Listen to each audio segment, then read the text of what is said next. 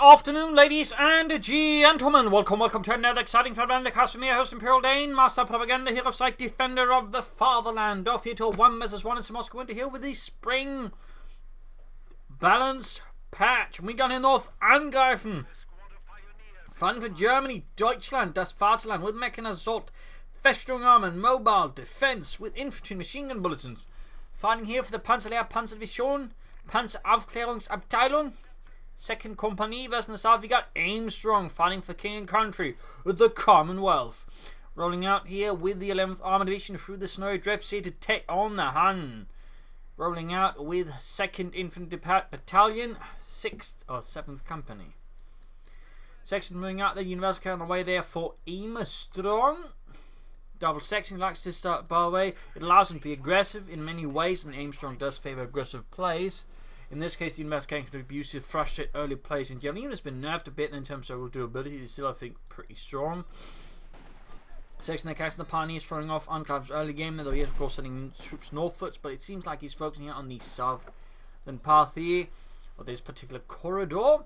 University there on the way for Aimstrong, and there we go, rolling out for king country in the common thing, setting up here by the corner, and Pioneers spotted from the south. The house quickly suppressing the section, forced them to fall back.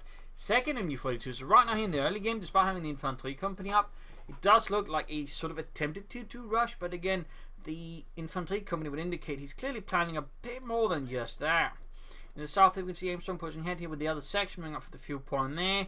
Third section away there as well. No Vickers machine guns here in the early game. And note he's actually not bothering initially with the cutoff point. Instead, he's sending forces down here, indicating this might in fact be a bit of a diversion, or he's got some sort of long-term plan with this area. On the west side, we got the University coming in there. Only the Pioneers, meaning they're going to be in a bit of a rough spot here. And over indicating that Angreifen's early game strategy is having a bit of a rough time here because it's not very focused.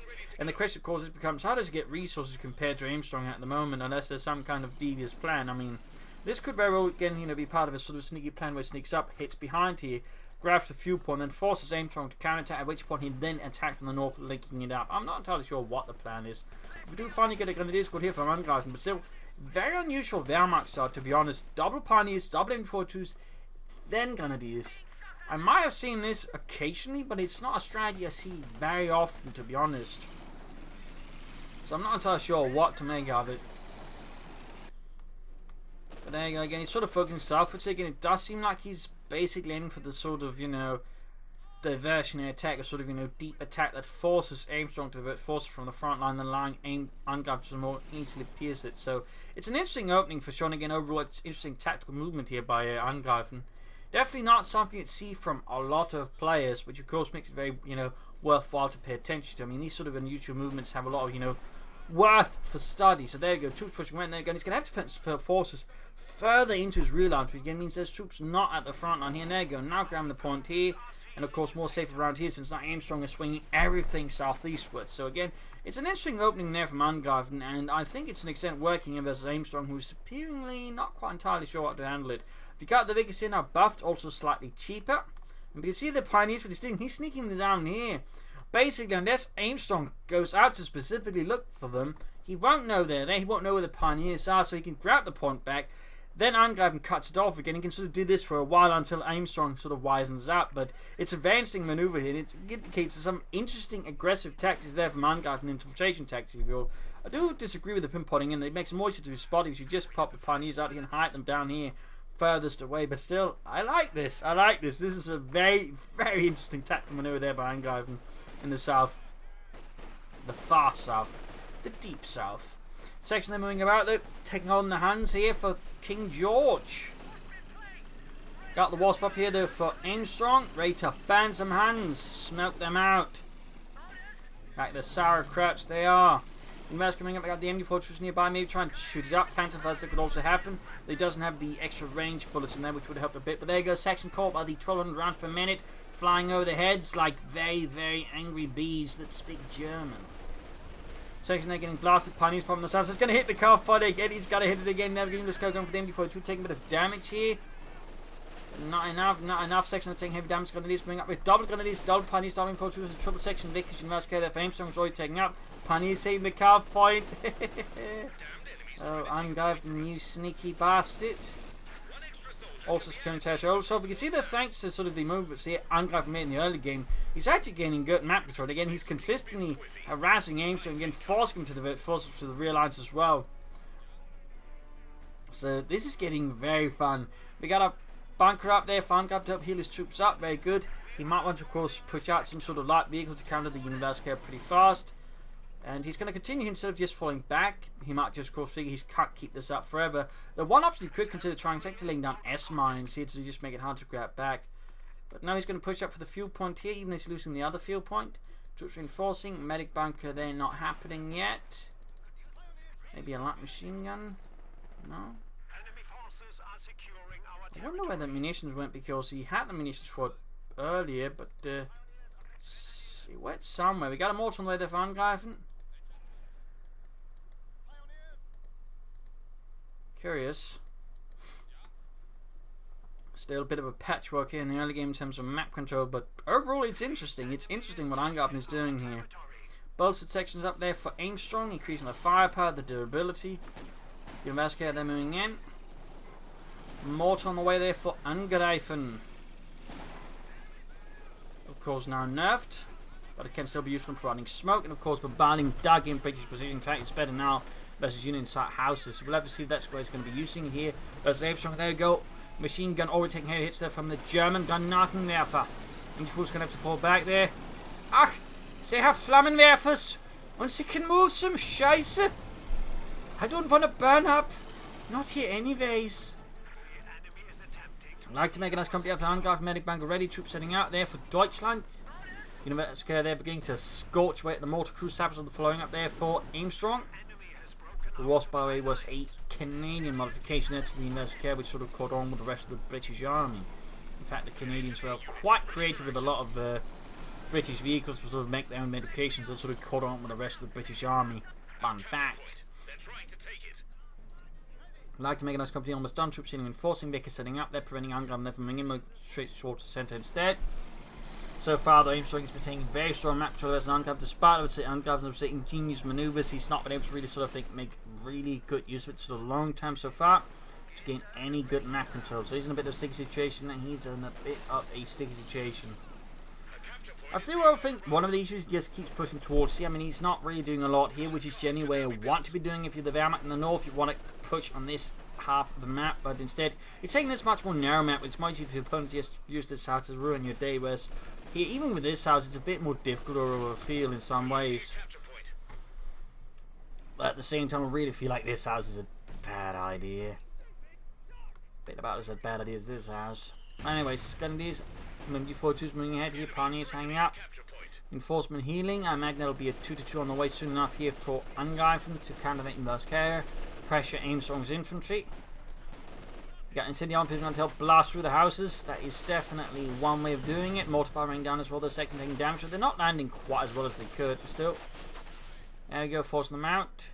Oh, that firepower is just too much for Aimstrong's poor Thomas. No, apparently not enough. They're back for a bit more punishment from the Spartan. The south, we got 6 minutes of Pioneers rushing up here to fight them close, but in heavy cover with bolted section. The Pioneers are woefully outgunned, I feel, in the long term. So there you go. While they're still doing damage, playing down to half health, the overall distribution of things is just not fair for the Pioneers.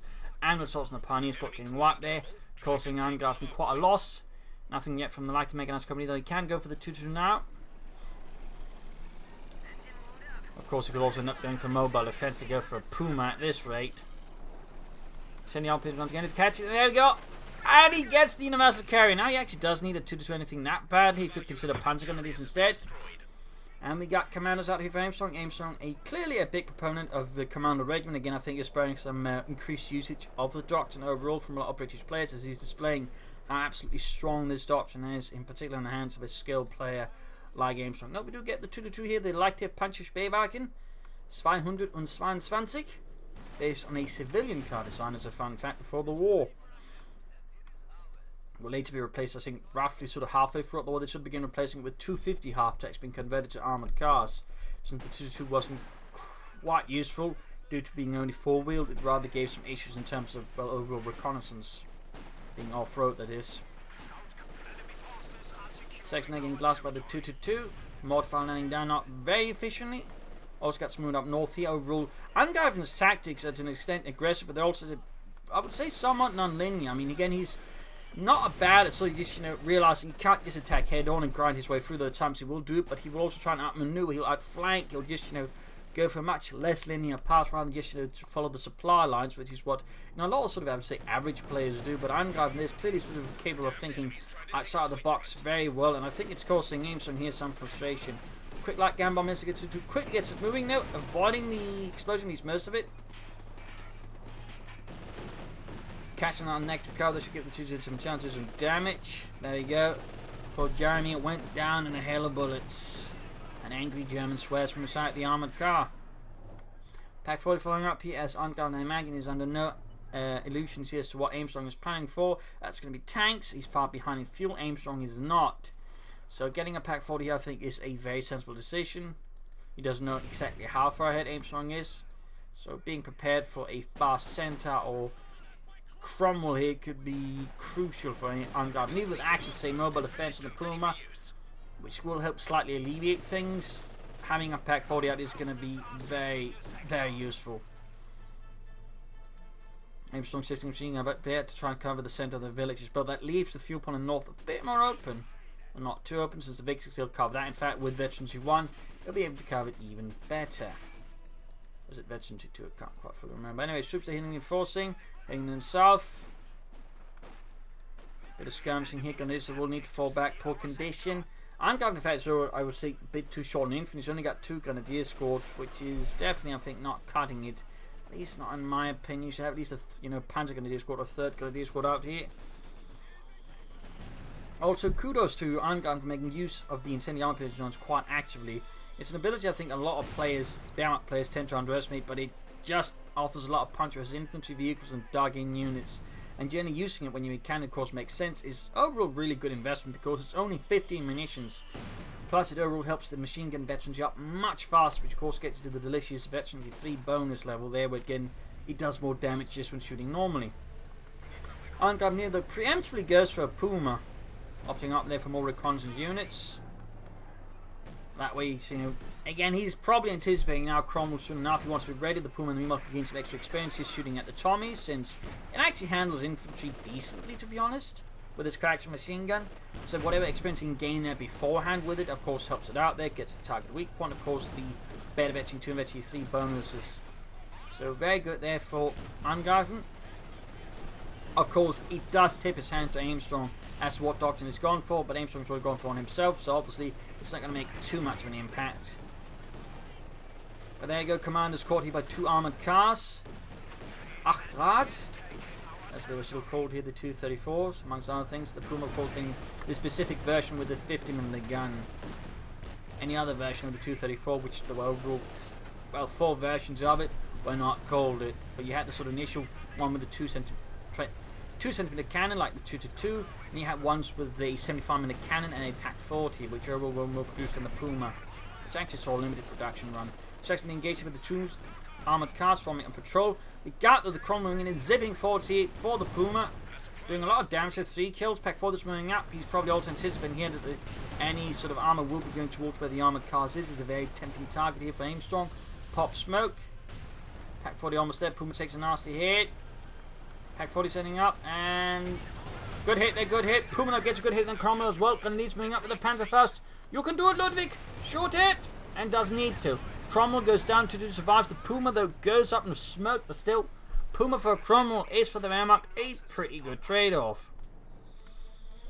So right now, Angreifen's acting mounting things around here with his armoured car patrol, shifting around, overwhelming Aimstrong's defences. Very good play over the armoured cars, and all of a sudden the Cromwell went down there because in part he just got, caught up in an anti-tank zone alongside the Puma, causing too much damage to the Cromwell. And Aimstrong, I think, realised it too late.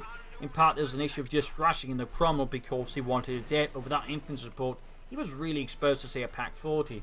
Had there been an infantry about, the Pack 40 might not be able to do that, at least not without getting lost.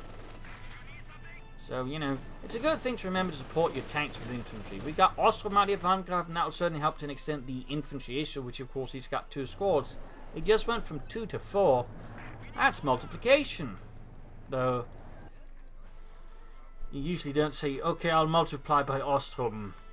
I don't think you'll hear that one in math a lot. And obviously it's not quite the same level of 2 as, you know, 2 Grenadier squads, more 2 Panzer Grenadier squads. But, you know, it's still multiplication, I guess. Section there being engaged with the 2-2 tanks with the cracks from an auto cannon.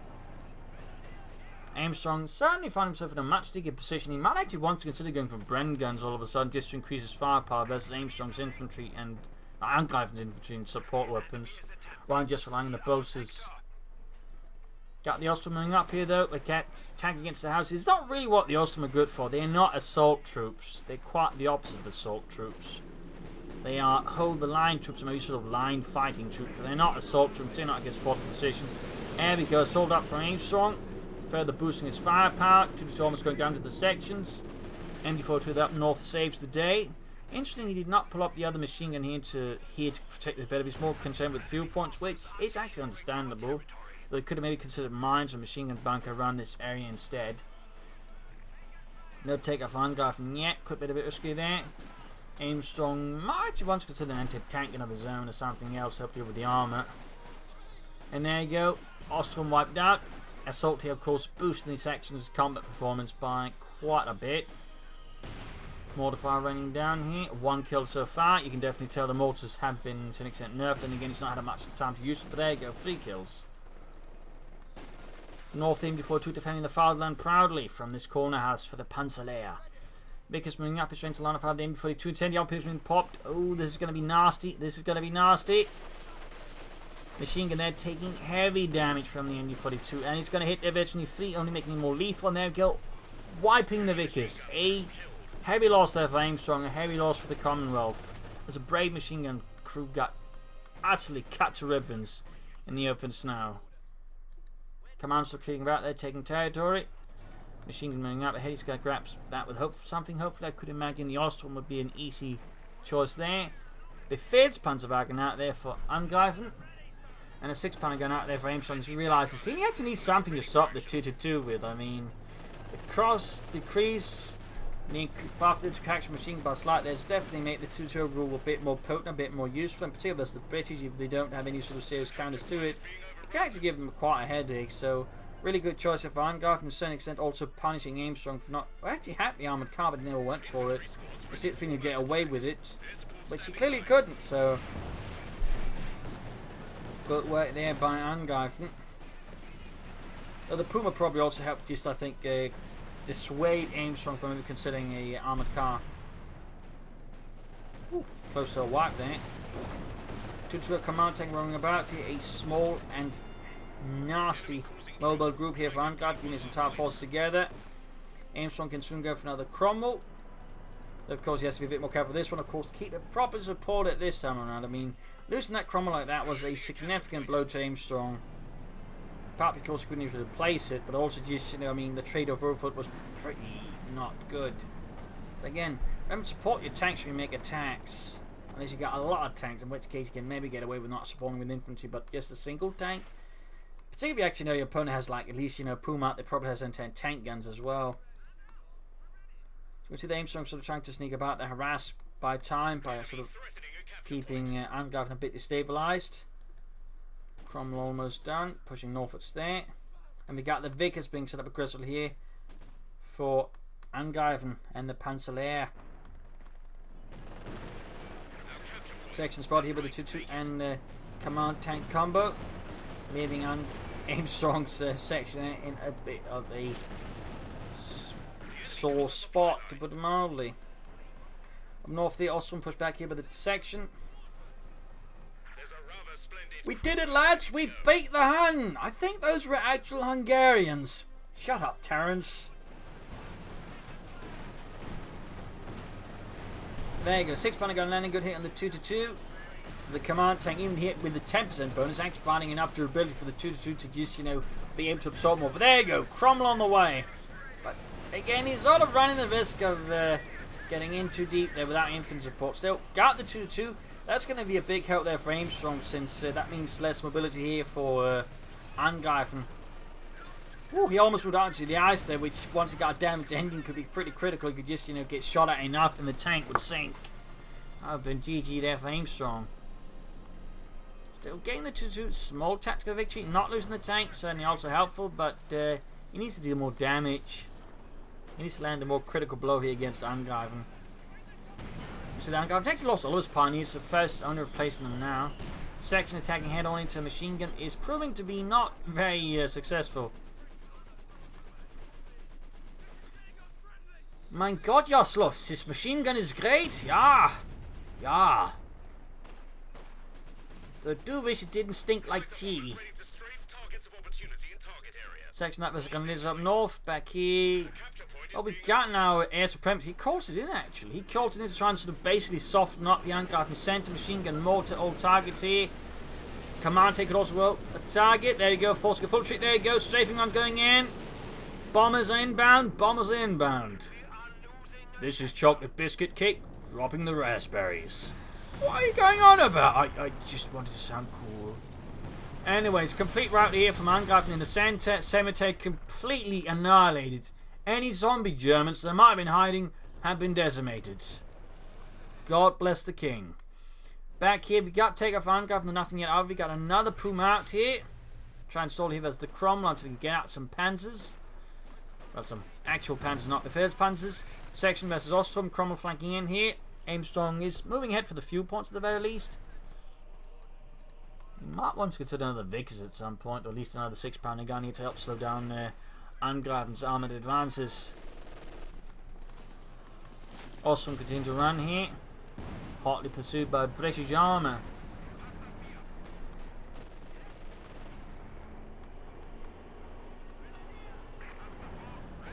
Got the command tank moving in this section, taking a bit of a hit there from the 5th Panzerwagen as a high close around flings into the side of the house. They corner collapsing. Jeremy a bit exposed there. House is about to collapse. Get out of there. Panzerfaust for the Cromwell. Puma moving in. 6-pounder gun is nowhere near to be seen. Commandos hiding in the shrubbery. Need to be careful they don't get run over by accident, because the camouflage is too good. Buying time and falling back. And max range, the Puma does struggle a bit with penetrating Cromwell armour. 6-pounder gun here. We got section moving up here, doubling up. Need to be cautious. A good artillery hit here could cause quite a bit of grief for Aimstrong.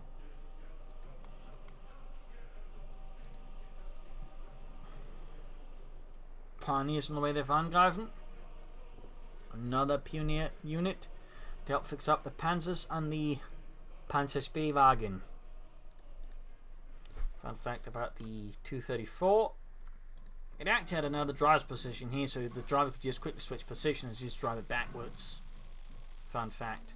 It was also a feature that Italian armoured cars had.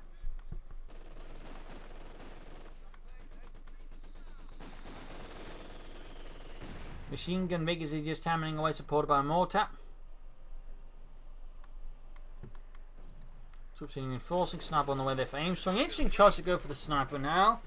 Might be indicating here that Aimstrong is trying to look for a novel solution out of the pressure on Angreifen, possibly due to the support weapons of the machine guns. Hard to exactly say why he's going for it, but I would certainly indicate, I think, that Aimstrong is a bit bewildered here, might be trying to look for, again, novel solutions. I do think you should consider another anti-tank just to make it harder for Angreifen to use his armour here more freely. Another option would be consider using the mortar placement, maybe, setting up around here could give him a bit more to stand fast on against Angreifen's assaults. Got the Puma, the command tank out there. Shattering the fence here. Sniper there. One kill so far, need to be careful here. This is now the Puma acting as a buff to killing snipers, so there's a chance of the Puma just to catch the back. But there you go, Commandos taking heavy hits, tank rushing it, anti-tank not set up well enough. Command tank out maneuvering. Oh dear, sniper retreats. Command tank popping smoke here, punishing Aimstrong there for the slightly awkward anti-tank gun there. Also allowing the Puma to pop smoke there further, just making a mess here for the anti-tank guns and for Aimstrong's defense of the village cemetery.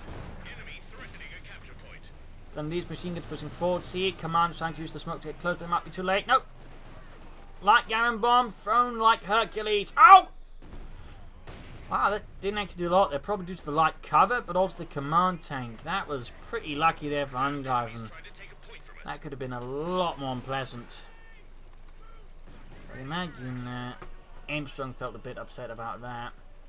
Fixing up the Puma there. Command tank holding on. Still no support McCoy for Angreifen. Is he planning maybe a heavy panzer corps? Nope. We got the support McCoy going up there. Aimstrong getting closer to tank. More. Cromwell's number 2. He could try and rush out a Centaur, but at this stage, maybe... Oh, crushed one of the machine gunners. Almost got the machine gun there and wiped it. A small tactical victory there for Aimstrong and the 11th Armoured as it struggles here in the snow against the Germans. Section there needs to fall back. That is about to die out. There you go, rushing for the machine gun. Puma anti-tank nearby successfully secures it. Austin can't do much against neither can the Puma or the anti-tank gun. Sniper though needs to be careful around the Puma, since again the Puma actually has a now damage bonus against it. Notice took out a bit of a hit there. Had perhaps kept up pursuit, they might be able to wipe it out. Aimstrong, I think, has managed to sort of orchestrate a decent defense. So these two sections really need to be pulled back. I don't think they'd be much good use in a long-term fight now. I mean, that section is pretty much just ready to break like a twig under a really big, fat German Shepherd. Second Cromwell there for Aimstrong. Second falling up for healing. I mean, that's going to help that one, but this one is just 3-man. I don't think that's going to last long. Section lining up north here, wants to defend the victory point there. Aimstrong moving up with Grenadiers, machine guns possibly nearby, but maybe not. Oh, he forgot to build up the support corps fully. Bit awkward there for Angreifen. And Aimstrong, second Cromwell almost done. Aimstrong could consider some mines actually to sort of help defend some approaches there against Angreifen's pushes or flanks. Section they still need to fall back for healing, I think. But there you go. Second Cromwell out here in the south bit of skirmishing. Grenadiers so easily win that one thanks to light machine guns. The section's poor state and lack of light machine guns of their own. Sniper plinking away there at the hands. I did it! I did it! I shot one! I shot one through the face! That's his arse, Terry! Well, I can't tell the difference in a German. Anyways, Commandos are dealing with the Pioneers, almost wiping them out. But not quite. Got the Commandos moving in. Puma moving in. Pack 40. We got the regular Panzer on the way there for Angreifen for Deutschland. Second Cromwell moving up. You care for the Cromwell. Trying to go for that. Puma smoking down there for Angreifen on the anti-tank gun. Very good timing there. Command tank rolling in behind. He's causing complete havoc there in the Aimstrong's lines and his defenses. Very cheeky. Very cheeky. Bold as well, but the smoke makes it easy for him to do. We got the pack forming up there. Almost got the command tank. If you can get it, that would certainly help out Aimstrong quite a bit there. But no, it gets away. It gets away. The smoke completely just ruins Aimstrong's defense of the southern village. Being slowly pushed out, his men of the Panzer push forwards. Through the craters, the rubble, the debris, the stench of tea. Cromwell there, eventually we need to fall back. Both Cromwell's a bit battered up there. Sappers falling back, let's repair. Oh, they need to be careful there. And there you go, Panzer IV engages, 6-pounder gun sending up. But Cromwell is close to destruction. Tries to pull behind the ruins and doesn't make it. Panzer IV gets it, leaving Aimstrong down to just a single Cromwell, which is barely operable. Good hit in there, Panzer IV. Gets abandoned, Panzer IV half health. Oh, he gets the main gun out on the Panzer IV with the Cromwell recruits swiftly with the sappers. And he gets the Panzer IV. But the situation is looking a bit bleak here for Aimstrong. Oh, and the snipers got cut to ribbons by the Grenadiers on the cold, unforgiving ice of Semoisky.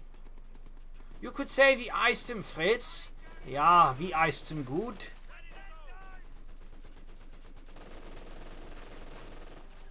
And we got mortar support in, or mortar coming in against the machine guns. Up north, we got the command tank Puma making a push here for Das Vaterland. Both pretty close to the victory. There we go. Cromwell sadly trying to be repaired, but it won't get far. Puma lands a hit with its 50mm gun, igniting the ammunition inside of Cromwell, cooking the Ersatz Panzer or tank crew there in the form of the sappers who manned it. Machine gun there, poking through the hazardous wasteland, the white phosphorus. and found themselves being murdered here by the Puma command tank combo. And dead. An HMG crew has been lost to enemy action. And to tank moving up there for Aimstrong.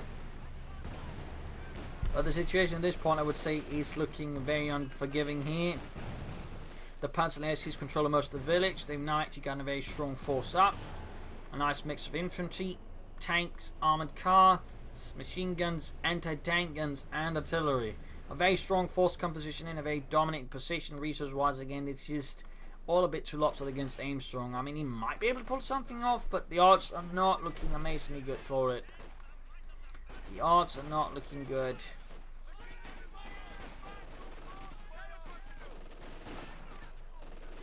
Charging forwards, they're getting gunned down. We got the Panther 4 moving up here. We got smoke radar breaks. I feel this one comes a bit too late here. The Aimstrong, I feel it comes a bit too late.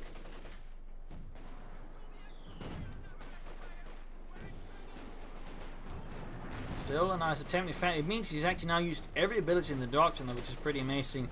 Angreifen has almost used every ability except, in fact, the counterattack tactics. In this regard, both players, they're displaying, I think, high use of the doctrines, which is pretty good.